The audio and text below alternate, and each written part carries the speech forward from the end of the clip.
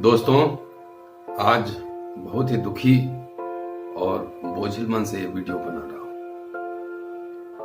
कल मेरे फिलोसफर, गुरु, guide, mentor और देश और विदेश के जाने माने इतिहासकार प्रोफेसर D.N. झा का निर्वाण हो गया, देहावसान हो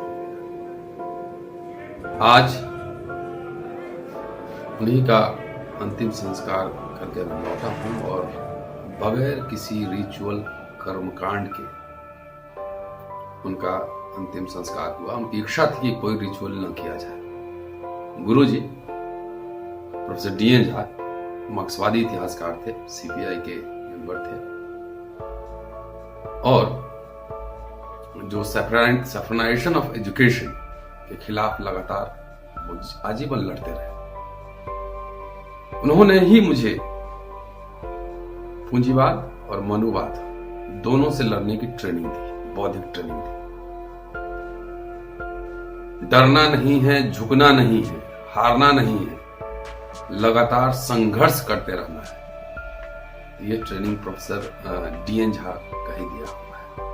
25 वर्ष से ज्यादा 95 में मिला था, जानता तो पहले से था लेकिन मिलने का सौभाग्य 95 में मिला और 25 वर्ष से ज्यादा उनके सानिध्य में रहा। आज मैं जो कुछ भी हूं, आपके सामने जो दिख रहा हूं, उसको बनने में एक पूरी प्रक्रिया रही है और उसमें D.N. Jha, professor D.N. Jha का बहुत ही महत्वपूर्ण योगदान रहा है। जिंदगी के कई संस्मरण हैं पिछले 25 साल के। यदि मैं उनको नोट करूं तो एक पूरी किताब बन जाए। लेकिन आज कुछ संस्मरण आप सबसे मैं साझा करना चाहता हूं, निजी भी, व्यक्तिगत भी और एकेडमिक भी। कि निजी मेरे ऐसे संबंध थे कि उनके साथ जब एक बार जुड़ा तो आज तक उनके साथ रहा, किसी भी परिस्थिति में।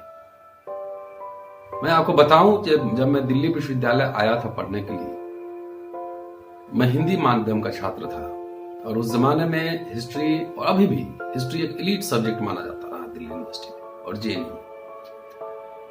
कितना मुश्किल रहा होगा किताबें पढ़ना अंग्रेजी के और उसका अनुवाद करना और रिजल्ट बेहतर बनाते रहना, मुश्किल काम था। लेकिन MA करते वक्त जब उनसे मैं मिला तो उन्होंने हर समय मेरा हौसला बढ़ाया, कर लोगे, सीखो, पढ़ो, हो जाएगा। कभी प्रेशर नहीं दिया। उनको लगता था, पता नहीं कुछ दिखता था मेरे में कि मेरा स्टूडेंट ये कर लेगा, कुछ करेगा, अच्छा करेगा। और जब मैं MA पास कर गया और उस जमाने में 90s में विश्वविद्यालय में रिजर्वेशन नहीं था नौकरी में आने के लिए और IAS बनने के लिए रिजर्वेशन था। मैंने यह तय किया था कि मैं एकेडमिक्स में ही रहूंगा। तो घर के लोग भी नाराज हुए, कई लोग मुझे पागल कहते थे कि जहां IAS बन सकता है वहां एग्जाम नहीं देता है, फॉर्म नहीं भरता है, और जहां इतना एलीट माहौल है वहां पे एकेडमिशियन बनने के लिए एकदम एकाग्रचित है कि मैं यही करूंगा। उस समय प्रोफेसर D.N. झा ने मेरा हौसला बढ़ाया। पैसे का अभाव तो होता ही था, तो कई तरीके से मैं शुरू से थोड़ा सा तार्किक व्यक्ति रहा हूं और कभी मैं किसी से डरा नहीं। विश्वविद्यालय में बहुत सारे झगड़े हुए और उस समय का माहौल जो था वो आप समझ ही रहे होंगे कि आज भी माहौल जो है उस समय तो और भी। कई बार झगड़े हुए यूनिवर्सिटी में, मुकदमा हुआ।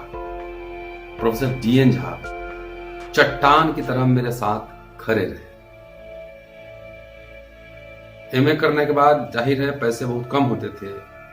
मैं प्रोफेसर D.N. झा के पास गया कि आप मुझे MPhil करवाइए। तो उन्होंने कहा कि मैं तो अब हेड ऑफ द डिपार्टमेंट हूं नहीं, मैं रिटायर करने वाला हूं, मेरे साथ काम करोगे तो नौकरी कैसे मिलेगी। तो मैंने कहा गुरुजी आप नौकरी की चिंता छोड़ दीजिए, आप मुझे MPhil करवाइए, नौकरी जो होगा देखा जाएगा, नहीं होगा तो कुछ और कर लेंगे, लेकिन मुझे पढ़ाइए, मुझे ट्रेनिंग दीजिए। खुश हुए मैं और उन्होंने अपने अंडर मुझे MPhil करवाया। उस समय मेरे पास JRF फेलोशिप नहीं था, नेट पास था, तो चेहरा देख के वो समझ लेते थे किसको क्या दिक्कत है, क्या जरूरत है। तो उन्होंने एक दिन मुझसे पूछा कि यूनिवर्सिटी में रिसर्च एसोसिएट का निकला है, अप्लाई किए हो? तो मैंने कहा नहीं सर। तो अप्लाई कर दो।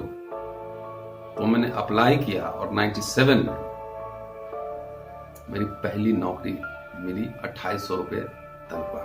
2800 रुपये भी काफी था उस समय। 98 में जाकिर हुसैन इवनिंग कॉलेज में उन्होंने कहा अप्लाई करो। अप्लाई किया, वहां परमानेंट नौकरी हुआ। उसके बाद 2 साल बाद उनको लगता था कि ये कुछ कर सकता है, इवनिंग कॉलेज में कैसे एडजस्ट करेगा, नहीं करेगा। तब हर समय मुझे व्यक्तिगत रूप से मुझे लेकर उनके जहन में एक द्वंद होता था। तो 2000 में मैं हिंदू कॉलेज आया। उन्होंने हिंदू कॉलेज बोला कि इसको यहां रखो, डे कॉलेज में रहेगा, पढ़े लिखेगा, थोड़ा एक्टिव रहेगा। तो हिंदू कॉलेज आया। इन सब में वो कहते, उनकी एक खास बात थी, वो कहते कुछ नहीं थे, उनको जो करना होता था करते थे, और न कभी एहसान जताते थे कि मैंने तुम्हारे लिए कुछ किया है। ये उनका बड़प्पन था। एक दिलचस्प जो मेमोरी हमारी है हिंदू कॉलेज की, मैं अंग्रेजी पढ़ना जानता था और अनुवाद कर सकता था। उस जमाने में बोलने में थोड़ा सा दिक्कत थी। जब मैं हिंदू कॉलेज पहले दिन आया तो मैं थोड़ा सा घबरा सा गया। तो मैं बाइक लेके फिर मैं मयूर विहार चला गया अपने कमरे पे। तो उनको एहसास हुआ होगा कि थोड़ा परेशान होगा। तो उन्होंने मुझे फोन करवाया। हमारे ही कॉलेज में कलीग थे डॉक्टर DN गुप्ता, उनसे फोन करवाया और कहा कि घबराओ नहीं, 2-4-6 महीना में सब ठीक हो जाएगा और सब कुछ ठीक ठाक रहेगा, तुम डोंट वरी अबाउट दैट। तो मैं पहले 2 साल मैंने पूरी भाषा, लैंग्वेज, लिंग्विस्टिक स्किल, हिस्ट्री का लैंग्वेज जानता था, लेकिन उसको एक्सप्रेशन के लेवल में मैंने ट्रेनिंग ली। अपने छात्रों से भी मैंने सीखा, गुरुओं से तो सीखा ही। दूसरी बात, कितना मतलब मेरे से कितना लगाव था। मेरा एक बार प्रमोशन होना था लेक्चरर से सीनियर लेक्चरर, और गुरुजी को अस्पताल जाना था, पूरे पाइप वगैरह बॉडी में लगे हुए थे, और वो कॉलेज में आए, वो एक्सपर्ट थे मेरे प्रमोशन कमेटी में। वो पाइप लगे हुए कॉलेज में सिलेक्शन कमेटी में आए, 10 मिनट इंटरव्यू किया, उसके बाद हॉस्पिटल। गुरुजी की एक खास बात, अंदर इतने ज्यादा मजबूत थे कि जितनी सर्जरी प्रोफेसर DN झा की हुई होगी, शायद कम ही लोग दुनिया में होंगे तो उतनी सर्जरी हुई। कई बार बाईपास सर्जरी हुई, 1-2 बार तो मैं लेकर गया था हॉस्पिटल। सर का ऑपरेशन हुआ, आंख का कई बार हुआ, कान का हुआ, तमाम इतने सर्जरी। उनका जीवन का एक लंबा हिस्सा वो अस्पताल में भी था। इसके बावजूद वो रिनाउंड हिस्टोरियन बने। इतना अंदर से वो मजबूत थे। जब मेरी शादी हुई तो कोर्ट में मैंने शादी की थी, कोई आडंबर रिचुअल नहीं। 30 हजारी कोर्ट में 14 फरवरी 2002। उस दिन SDM साहब लेट आए थे, 4-5 बज गया था कोर्ट में। प्रोफेसर DN झा मेरे शादी के गवाह हैं, विटनेस है। वो शाम तक जो है वो मेरे साथ कोर्ट में खड़े थे। मेरा बेटा ईशान उनके गोद में खेला है, उनके सर पे कंधे पर बैठकर चश्मा उतार लिया करता। तो ऐसे प्रोफेसर DN झा थे, बहुत बच्चों को प्यार करते थे। मेरे यहां जितनी बार फंक्शन हुआ, हर समय एक बार वाकया याद है कि मैं 14 अप्रैल बाबा साहब की जयंती पे मैंने एक शानदार दावत की थी अपने घर हिंदू कॉलेज पर, और अदम गोंडवी साहब को हमने बुलाया था कविता पाठ के लिए। उसमें प्रोफेसर DN झा ने अध्यक्षता की थी। लगातार वो हर समय प्रेरणा देते रहते थे कि पढ़ो। कहते थे गुरुजी मुझे कि रतन, जब तक कमर और कुर्सी एक नहीं होता है तब तक शोध, रिसर्च नहीं होता है।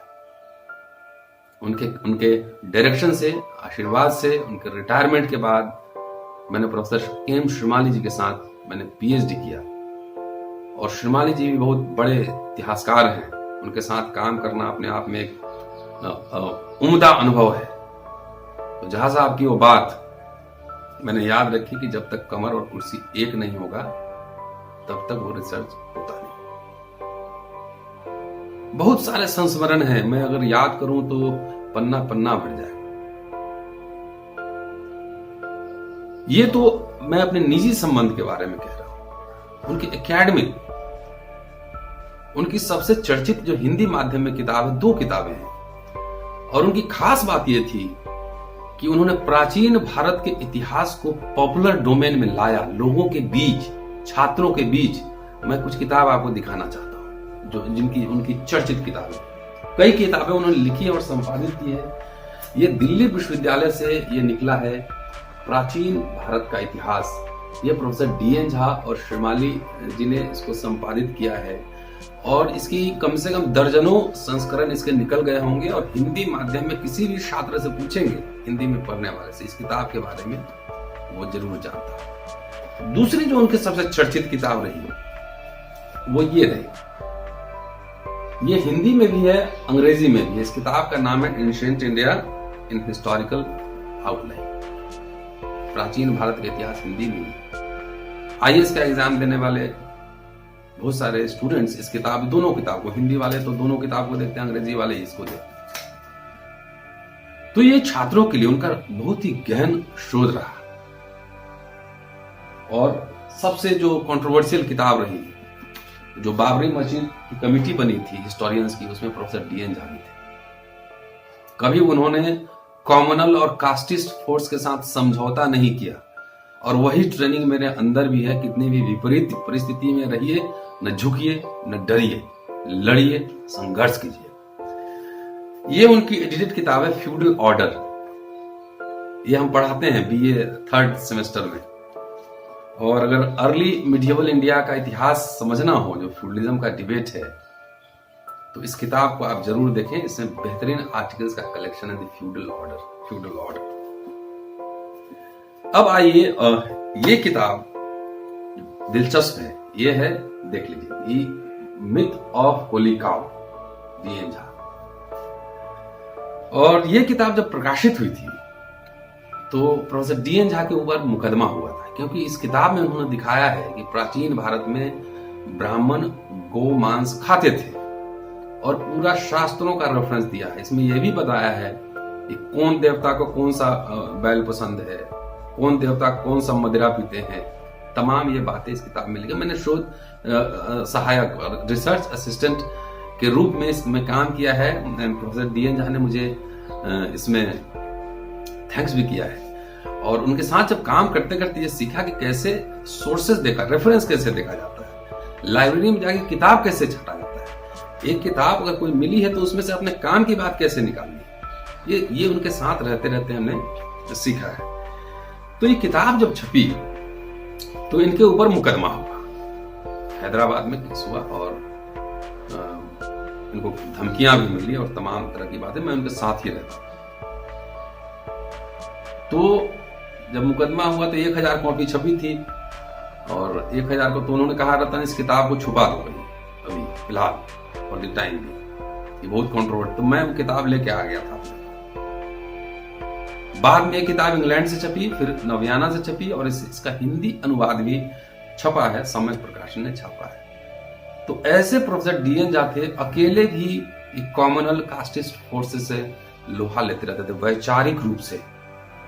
तो इस तरीके से उन्होंने मुझे वैचारिक रूप से मार्क्सवाद भी समझाया, अम्बेडकरवाद भी समझाया। दोनों मुझे कैसे कास्टिस्ट फोर्सेस से लड़ना है, कैसे कॉमनल फोर्सेस से लड़ना है, ये बातें हमने सीखा है। साथियों, गूगल पे जाइए, प्रोफेसर डी.एन. झा टाइप करेंगे, उनके बारे में आपको बहुत जानकारी मिलेगी। आज मैंने इंडियन एक्सप्रेस देखा है, फ्रंट पेज पे उनके डेथ के बारे में न्यूज है। मेरी पत्नी शालिनी, बेटा ईशान और बेटी आद्या और तमाम साथियों की ओर से प्रोफेसर डी.एन. झा को आदरांजलि। यह वीडियो हम सब की ओर से सर को ट्रिब्यूट है।